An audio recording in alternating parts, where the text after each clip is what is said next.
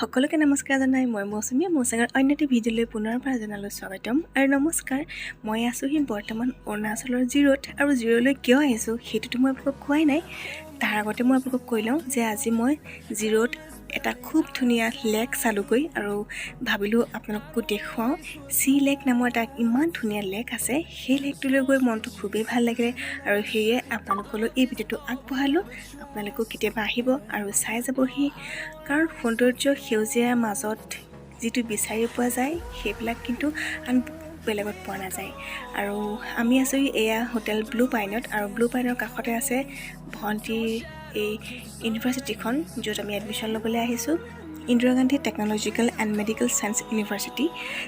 ইয়াত ভণ্টিয়ে নেচাৰোপেথি আৰু য়োগিক ছায়েন্স পঢ়িবলৈ আহিছে। বৰ্তমান এই বিভাগটো আমাৰ অসমত নাই, ডিব্ৰুগড়ত হ'ব বুলি কোৱা শুনিছোঁ, কিন্তু এতিয়ালৈকে হোৱা নাই, হ'ব চাগে। আৰু সেয়ে আমি এতিয়া অৰুণাচললৈ আহিছোঁ এইখন ইউনিভাৰ্চিটিত ভণ্টিক এডমিশ্যন ল'বৰ কাৰণে। 4-5 বছৰ কাৰণে তাইক আমি তাইক থ'বলৈ আহিছোঁ আৰু থাকি যাব ইয়াতে। বাকী এইখন হৈছে জিৰোৰ টাউন, ইমান জঞ্জাত নাই, ভাল লাগিলে কিবা এটা, একদম ঠাণ্ডা পৰিৱেশ। আমাৰ তাত যেনেকৈ গাড়ী মটৰ হৰ্ণবিলাক খুব দমপুৰা ওলাই গ'লে যে হুলস্থুলীয়া পৰিৱেশ এটা হয়, সেইটো কিন্তু ইয়াত নাই। আৰু এতিয়া আমি গৈ আছোঁ আমি থকা হোটেলৰ পৰা 5 কিলোমিটাৰ দূৰত থকা চি লেকলৈ বুলি। ব'লক মোৰ লগত আপোনালোকেও চি লেক চাবলৈ। সৰুবোৰ দেখিছেনে, পথাৰৰ মাজত কিমান সৰু সৰু ঘৰবিলাক আছে, দেখি কিবা এটা ভাল লাগিছে নহয়নে বাৰু? সঁচাই এনেকুৱা সেউজীয়া প্ৰকৃতিৰ মাজত থকাৰ আমেজেই সুকীয়া নহয়নে? ভাবিবলৈ গ'লে কেনেকুৱা লাগে চাওকচোন, কোন ক'ত কেনেকৈ থাকে গোটেই পৃথিৱীখনৰ মানুহবিলাক, য'ত ত'ত চাওকচোন কেনেকৈ চবৰে জীৱন প্ৰণালীবিলাক ভাবিবলৈ গ'লে ভাবি উত্তৰ নোপোৱা নিচিনা নহয়নে বাৰু? আৰু এইবিলাক চাওক, ৰাস্তা পদূলি ইমান ধুনীয়া।